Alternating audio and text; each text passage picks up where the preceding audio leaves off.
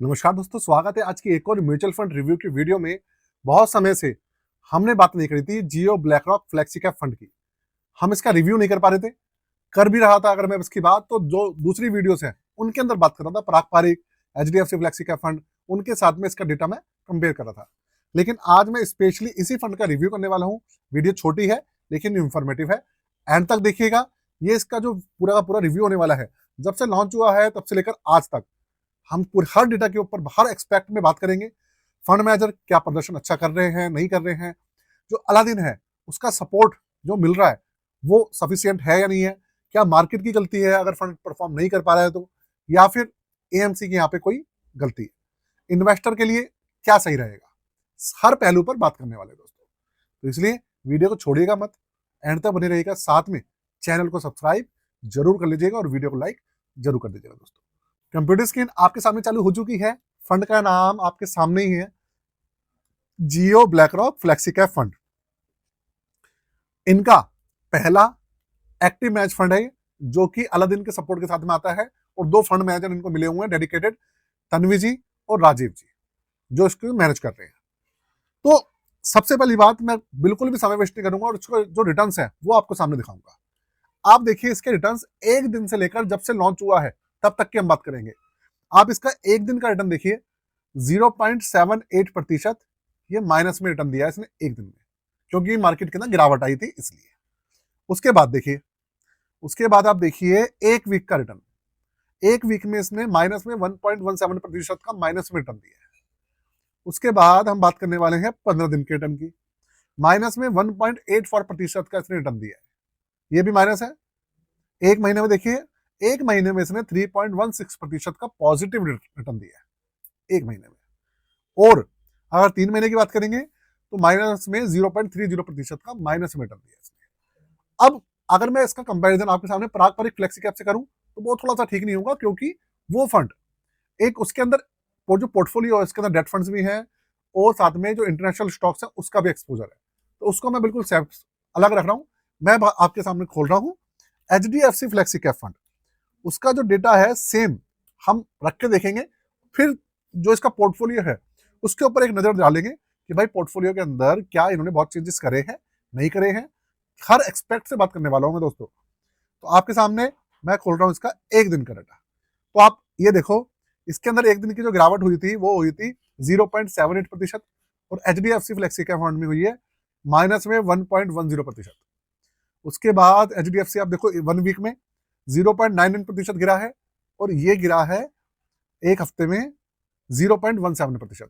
बराबर से ये हल्का फुल्का ऊपर नीचे हो रहा है। एक वीक में देखो, 15 दिन के अंदर आप देखो ये आधा परसेंट के आसपास गिरा है एचडीएफसी, और हमारा जियो ब्लैक रॉक गिरा है करीबन 1.84%, मतलब थोड़ा सा ज्यादा गिर गया। एचडीएफसी आप देखिए, एचडीएफसी एक महीने का देख लीजिए, एक महीने में 2.5% पॉजिटिव है, और हमारा जो ये जियो ब्लैक रॉक है ये हमारा 3% पॉजिटिव है।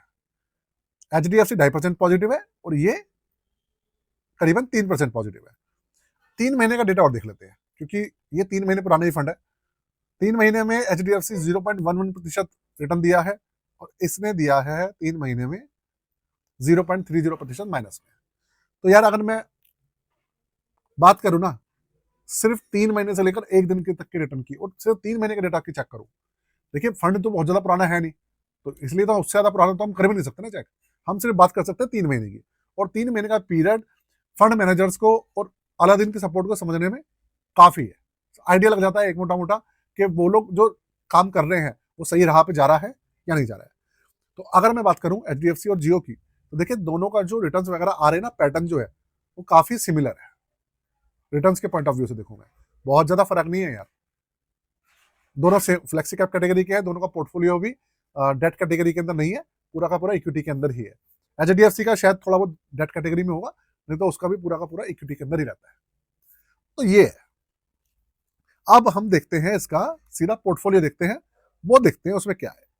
आप देखो 99% से ज्यादा लगभग लगभग पूरा का पूरी हिस्सेदारी इन्होंने इक्विटी में डाली हुई है, और कैश इन्होंने बचाया हुआ है 0.34%, अगर कोई रिडीम करता है तो उसको देने के लिए। अब देखने वाली बात यह है, इसके अंदर स्टॉक्स हो गए हैं 125।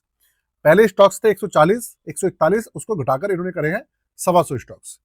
और लार्ज कैप की जो हिस्सेदारी है इन्होंने काफी बढ़ा दी है, वो कर दिया है 68.90%, करीबन 69%। 15.5% मिड कैप और स्मॉल कैप भी 15.5% है। तो मतलब 30-70 का रेशियो मान लीजिए, 30 आपका मिड कैप और स्मॉल कैप और 70 आपका हो गया लार्ज कैप। क्योंकि अभी के समय में स्मॉल कैप और मिड कैप पिटे पड़े हैं, एक के बाद एक ट्रम्प चाचा कुछ ना कुछ अनाउंसमेंट कर रहे हैं, सुप्रीम कोर्ट ने उनकी शक्तियां छीन ली, सब कुछ कर लिया, उसके बाद अभी वो आदमी बाज आके राजी नहीं। तो भाई वो तो पूरे 3 साल तक, 2.5-3 साल तक ऐसे ही परेशान करेगा जो समय बचा हुआ है उनका। तो इस कंडीशन में आप देखो तो ये जो पूरा का पूरा पोर्टफोलियो आपको दिख रहा है ये, तो इन्होंने लार्ज कैप की तरफ क्या करा है, हिस्सेदारी बढ़ाई है, जो कि बहुत सही डिसीजन है। साथ में आप देखो इनके अंदर जो सबसे बड़ा इनका सेक्टर्स है वो कौन सा आ गया है भाई, फाइनेंशियल सेक्टर आ गया है। 9 सेक्टर्स है और इन्होंने सबसे बड़ी जो समझदारी का काम करा है जो कि अभी तक नहीं किया था, वो है फाइनेंशियल सेक्टर को ज्यादा हिस्सेदारी देना। 31% की हिस्सेदारी दे दी है, जो कि बिल्कुल परफेक्ट इन्होंने आप समझ लीजिए डिसीजन है। आईटी सेक्टर को 14.5% की हिस्सेदारी है और इंडस्ट्रियल सेक्टर 12.25% है, एनर्जी 10% है, साथ में कंज्यूमर डिस्क्रिशनरी करीबन 10% है, मटेरियल भी 10% है और कंज्यूमर स्टेपल्स 7.61% है और हेल्थ केयर 3.94% है। तो अगर मैं बात करूं इनके जो सेक्टर्स की, तो इन्होंने काफी अच्छे सेक्टर्स अभी के समय में चुन रखे हैं। तो कुल मिलाकर ये है जो बार बार इन्होंने पोर्टफोलियो को चेंज करा है, बार बार चेंज करा है, नए स्टॉक्स निकाले हैं, पुराने डाले हैं, नए स्टॉक डाले हैं, तो उससे फायदा ये हुआ है अब इनका जो पोर्टफोलियो है वो स्टेबल मुझे दिख रहा है, जो मुझे लग रहा है, मैं उसकी बात कर रहा हूँ दोस्तों। अब बात करते हैं अलादीन के सपोर्ट की। तो देखिए अभी के समय में मैं जो इसका पोर्टफोलियो देख रहा हूँ वो मैं वैसा ही देख रहा हूँ जैसे कि हमारे जो दूसरे फंड्स होते हैं ना, वो पोर्टफोलियो बना के बैठते हैं एक्सपीरियंस्ड फंड मैनेजर, वैसा ही इनका पोर्टफोलियो बन गया है। तो मुझे नहीं लगता इसके अंदर किसी भी तरीके का अलादीन का सपोर्ट अभी दिख रहा है। अलादीन अभी के समय में इस मार्केट कंडीशन में पूरी तरह से एज ए फेलियर दिख रहा है। और अगर थोड़ा बहुत अलादीन का सपोर्ट होगा भी ना यार, तो मुझे नहीं लगता कि वो काम कर रहा होगा, क्योंकि जब ये पहले लॉन्च हुआ था तब पूरा का पूरा पोर्टफोलियो अलादीन के द्वारा बनाया गया था, तब उसके अंदर स्मॉल कैप मिड कैप की जो हिस्सेदारी थी वो ज्यादा थी और तब ये फंड चल नहीं रहा था। लेकिन अब ये फंड कम से कम जो मार्केट की कंडीशन चल रही है कम से कम उसके हिसाब से तो चल रहा है। बात ये है 1 महीने में आप देखेंगे तो ये फंड पॉजिटिव रहा है, 1 महीने में भी पॉजिटिव है ओवरऑल। तो ये सब चीजें हैं दोस्तों, मार्केट के अंदर गिरावट आती है फिर उठता है, फिर गिरावट आती है, तो ये देखो यार, ये तो मार्केट का पैटर्न है, उठेगी तभी तो चलेगी। साथ में अगर बात करें इसके जो दूसरे चार्जेस हैं और सब चीजें हैं उसके ऊपर एक नजर डाल लेते हैं जिससे कि आपको पता चल जाए। 13 अक्टूबर 2025 को लॉन्च हुआ था दिवाली से पहले।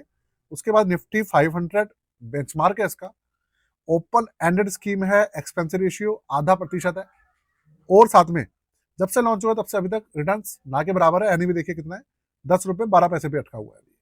10.5 रुपए से ऊपर भी गया था लेकिन अभी कम हो गया है। 2614 करोड़ का इसके अंदर एयूएम है। 500 रुपए से मिनिमम एसआईपी, 500 रुपए से मिनिमम इसके अंदर जो एप्लीकेशन है वो लग जाती है। एग्जिट लोड इसके अंदर सबसे अच्छी बात है ही नहीं और लॉग इन पीरियड भी नहीं है। ये इसके कुछ पॉजिटिव साइड्स हैं। पॉजिटिव साइड्स की बात करूंगा तो देखो सबसे बड़ा एक्सपेंस रेशियो कम है, एग्जिट लोड। तो देखिए आने वाले समय में यार ऐसी बात नहीं है, परफॉर्मेंस तो निकल कर आएगी, लेकिन जैसे जैसे हमारे ट्रम्प चाचा अपना जो कुछ जो रवैया है वो सही करेंगे तो थोड़ी सी जल्दी आ जाएगी। अगर रवैया ठीक नहीं करेंगे तो मार्केट स्लो चलेगी, मार्केट तो चलेगी चलेगी। तो दोस्तों साथ में आपको बता दूं अपनी पोर्टफोलियो सर्विस के बारे में। आप अपना पोर्टफोलियो हमसे बनवाना चाहते हैं, रिव्यू कराना चाहते हैं, या फिर आप अपना पोर्टफोलियो हमसे रीबैलेंस कराना चाहते हैं, स्टॉक पोर्टफोलियो हो या फिर आपका ETF का हो या आपका म्यूचुअल फंड का हो या सबका मिला जुला डाइवर्सिफाइड पोर्टफोलियो, वो भी हम कर देंगे आपके लिए, ठीक है।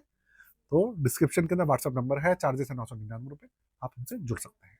आज के लिए जय सिंध, वंदे भारत।